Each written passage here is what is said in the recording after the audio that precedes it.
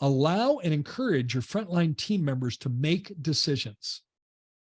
Allow them to make frontline decisions. If you don't do that, you're going to be burdened with all kinds of questions that you have to handle because you haven't taught your team members to handle that. I remember early on in practice ownership, when Paul and I became owners of LifeSmiles, Paul had an inbox on his desk, and he always invited team members, if they had any questions, just to put questions in the inbox. And he and I would look at those questions, and we quickly realized that many of those questions they could actually have figured out on their own, but they didn't feel empowered to do that.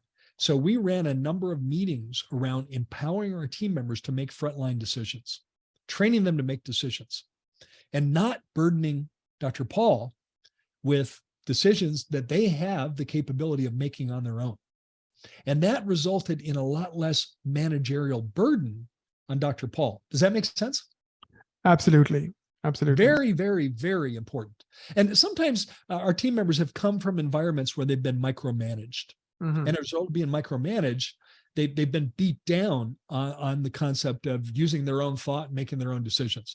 And if you operate from a higher level and teach your team member what your team members what your vision is, what your practice is about, and trust them to make decisions that are congruent with that vision, you're going to have a much smoother operation without having to get in the weeds and micromanage your practice. Micromanage is rarely an effective approach.